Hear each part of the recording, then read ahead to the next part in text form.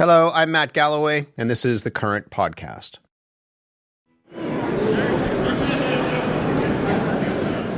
The Conservative Party convention is underway in Calgary, and Pierre Poilievre will face a leadership review tonight. Now, under the Conservative Party's rules, a review is mandatory when a leader loses an election. And last April, the Conservative Party lost, despite having a double-digit lead in national opinion polls for more than a year leading up to the federal election. And Pierre Poilievre lost his own seat. So as the party meets to figure out its next moves, we're joined by two long-term Conservatives. Jason Kenney is the former Premier of Alberta and was a federal Conservative cabinet minister. Monte Solberg was part of that same cabinet and is now a Conservative strategist in Calgary. Gentlemen, good morning to you both. Good morning. Monte Solberg, what threshold does Pierre Poilievre need to clear in this leadership vote, in your view, and how secure is he? Oh, I think he's quite secure. I think if he gets over 75%, they'll declare victory, but I'm sure they want to be over 80. Based on my chats with people around the convention, I think he's in good shape to get there. Stephen Harper, in 2005, when he faced a vote like this, he got 84% support. Is 75 lowballing it? 75 is pretty low, and they'll want 80 for sure, but they'll certainly defend 75. People have stayed with 75 and even lower. I think Merritt Stiles, the NDP leader in Ontario, stayed with 70%, somewhere around there. So it's quite possible, but obviously when you're going into a highly contested situation like we're in right now, where we could be in an election pretty quick, you want to go in with big support, and obviously 80% plus would be preferable. Jason Kenney, what will you be watching for this evening, not just from the vote results, but also his speech? Well, I think he's going to be confirmed as leader. I'm at the convention, and there's a very positive vibe. Part of that's just sort of the gathering of the clan, so to speak, and people happy to see each other after an election. But the vast majority of people I saw were wearing pro-Pierre buttons. And, let's not forget that despite the disappointing outcome of the last election, he scored the highest popular vote since 1988 for a Conservative leader, and the highest total number of votes for any Conservative in history. Breaking into new terrain in terms of many blue-collar voters, younger voters, with a national coalition. So by any standard, this is, and this is, let's not forget, Mr. Poilievre won the leadership election with, I think, something like 3/4 of the vote. So this is in many ways his party, and I expect that'll be confirmed tonight. I think that his challenge tonight in the speech is, obviously, it's in a way, it's the same challenge it was in the election, which is a difficult one, which is to connect with the overall driving concern of Canadians, which is the cost of living, without completely eliding past the huge threat and challenge from the South. And I think you can do both of those things, but it requires nuance, and I think he's capable of that. Monte Solberg, of course, he'll be speaking to the convention, but as Mr. Kenney points out, he'll be speaking to Canadians across the country. So what are the stakes for his speech? Oh, the stakes are high. Assuming he wins, and I'm quite confident he'll clear the threshold, you really want to have a message for the country as a whole. We saw recent polling that indicates that there's still about 14% of Canadians that are accessible to the Conservatives, people that are open to voting for the Conservatives but didn't vote for the Conservatives in the last election campaign.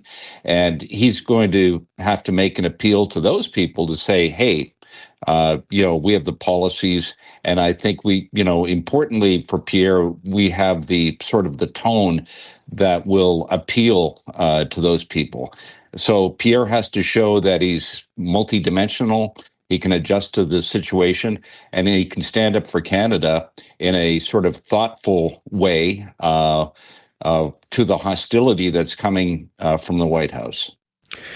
Well, let's have a listen to what some of the Conservatives who are there are saying from BC, Newfoundland and Labrador, and Saskatchewan, what they're saying about Mr. Poilievre. Oh, I'm a Pierre girl. I support the leadership of Pierre for sure.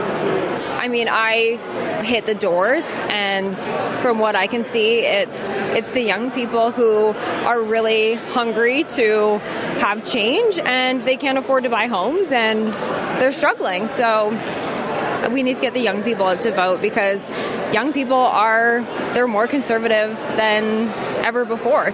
I think Poilievre should just be himself and just lead with hope and optimism. I'm 21, so this is a great time to get a lot of young people involved and make sure that they are educated on the real issues that Canada is facing. I do like him. In terms of what he says is fine, but in terms of delivery, has to be more appealing. So I don't know whether he should stay as a leader or not.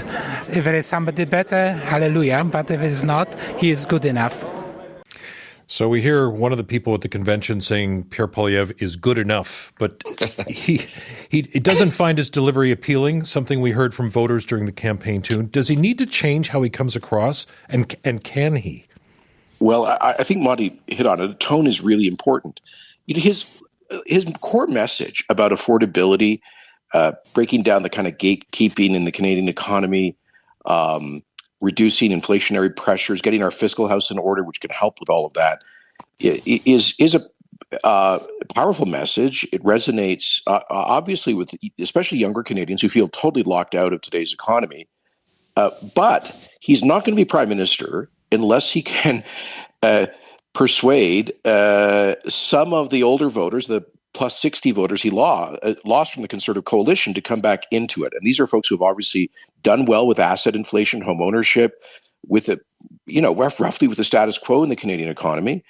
And perhaps they can afford to be more concerned about, I think, the very real threat from Trump and his administration. So he needs to be prime minister, not just leader, needs to speak to those folks. And I think that shouldn't be too tall an order for a Conservative to be, once again, competitive amongst the age cohort who traditionally were the most loyal Conservative voters. But I think it requires a tone that is demonstrates statesmanship, auditioning to be prime minister, and not just to be a very effective opposition leader. On the issue of tone, I mean, critics, even within your own party, have said that he has been aggressive. He has a reputation as an attack dog. Mr. Solberg, can he change his tone? He absolutely can. Look at his response to the Prime Minister's Davos speech. Right. It was absolutely excellent. He found the tone. He congratulated the Prime Minister on his great speech, and then proceeded, in a methodical, winsome way to talk about some of the challenges that the Prime Minister has failed to meet despite the rhetoric. And I thought he just found it was pitch perfect in my mind. And, if he can continue that sort of approach, I think, it's a very, there's a very good chance that he can continue to pick up support. The Prime Minister has some big challenges. With great respect to my friends in the Liberal Party, I don't think they're up to some of those challenges because their own party is split, with people wanting to go, toward the Green side on one hand, and others who are sort of pro-growth on the other. But I think he's found the tone. He just needs to stay with it. Jason Kenney, during the election campaign, Poilievre was criticized for not shifting gears quickly enough when Donald Trump was making his, 51st state threats. Is that still an issue for him? Well, to be honest, I think that I'd like to hear from not just Pierre, but his team, a more consistent concern about that threat. I think, you compare this to the language of Stephen Harper, who at an off-the-record event a year ago said that we should be prepared to pay any price, including our own impoverishment as a country, in order to defend our sovereignty. Pierre, of course, adopted the theme Canada First, Canada Last, and Canada Always in that campaign. But I think it requires a consistency, not to wake up every day to make Donald Trump to turn into the opposition to Donald Trump, because his job is to hold the current government to account and to address the very real domestic policy preoccupations of Canadians. But I just don't think you can do that while pretending Trump isn't there. So I think he has to make that part of the message in an authentic way, And as Monty says, throw a spotlight on the gap between Prime Minister Carney's very high expectations and rhetoric and actual policy delivery on a whole bunch of issues. I think that will be an opportunity for Mr. Poilievre. Alberta separatism is not going to be on the official agenda at the convention, but it's hard to ignore. Separatist events are drawing good numbers of people. They've met with the U.S. administration, asked for financial backing. Have a listen to the U.S. Treasury Secretary Scott Bessent on Real Voice America last week. Alberta is a wealth of natural resources, but they won't let them build a pipeline to the Pacific. I think we should let them come down into the U.S., and Alberta is a natural partner for the U.S. They have great resources. The Albertans are very independent people. Rumor that they may have a referendum on whether they want to stay in Canada or not.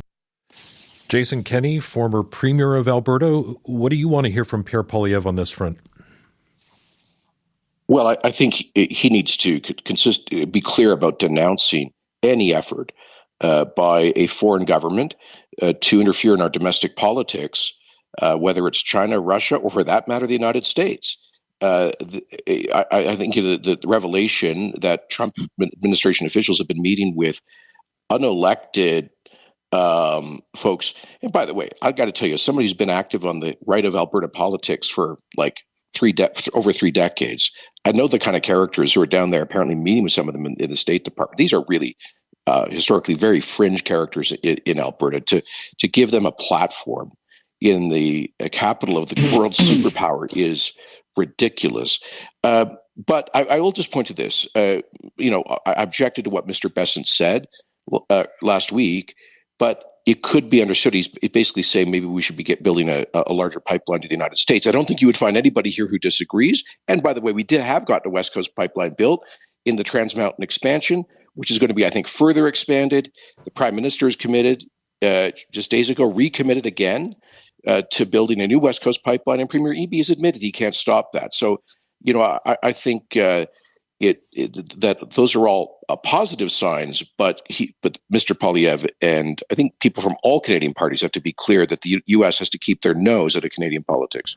Monte Solberg, how do you see Poilievre's position on this issue? I mean, he's not the only leader. It's not only the leader of the opposition. He's an Alberta MP, at least for the time being. Yeah, no, I think he has to be clear. I think he needs to quite publicly denounce, these efforts from the U.S. government to sort of breathe life into the separatist movement in Canada. And politically, it's just wise. If he wants to ever reach those accessible voters that we talked about earlier, he has to be absolutely clear that he will not, put up with that kind of thing within the Conservative Party, and I think that's right. Jason knows better than most that the Americans, playing footsie with the Americans, certainly with this administration, but even previous ones, you can't count on the Americans to follow through on commitments. So it's just completely unwise to give any credence at all to what we're hearing from Scott Bessent, from the President of the United States, and from some of the people that have gone to Washington allegedly representing Alberta's interests. There have already been 2 floor crossings by Conservative MPs. How concerned are you both about more? Well, I think, Mr. Poilievre shouldn't say that.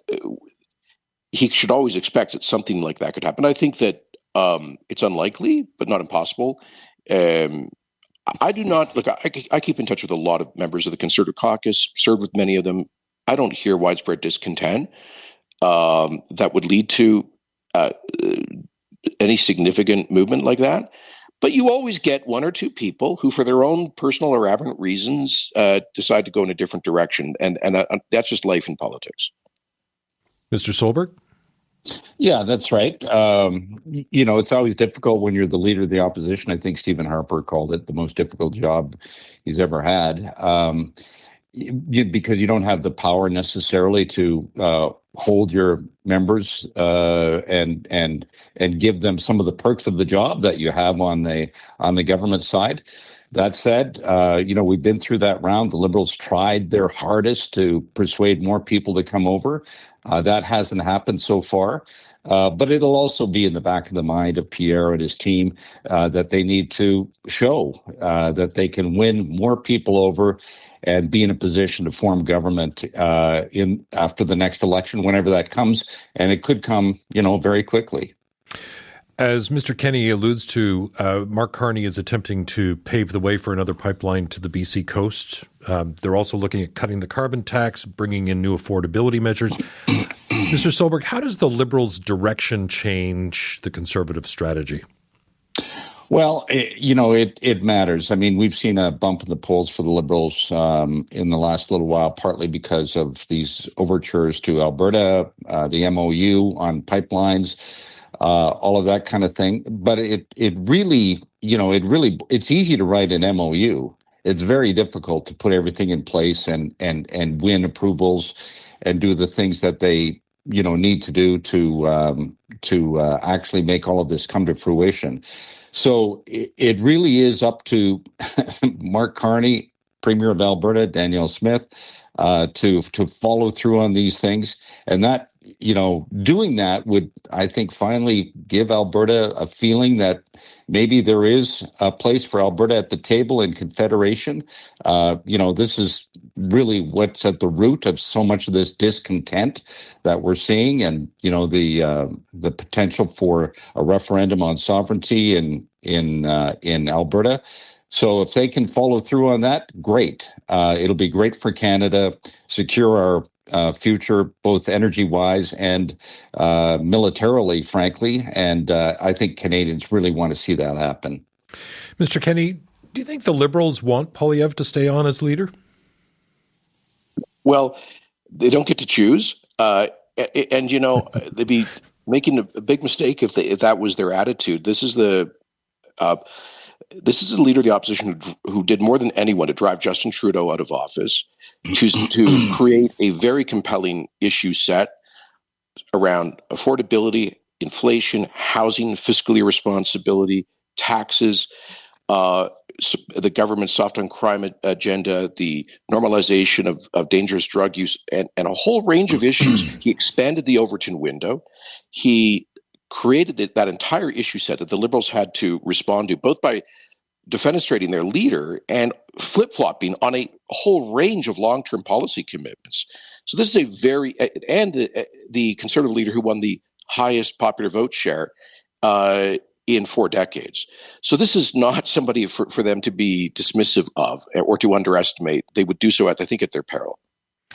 I think we'll have to leave it there, but we will be watching tonight. I want to thank you both for helping us look ahead and anticipate Mr. Poilievre's leadership review.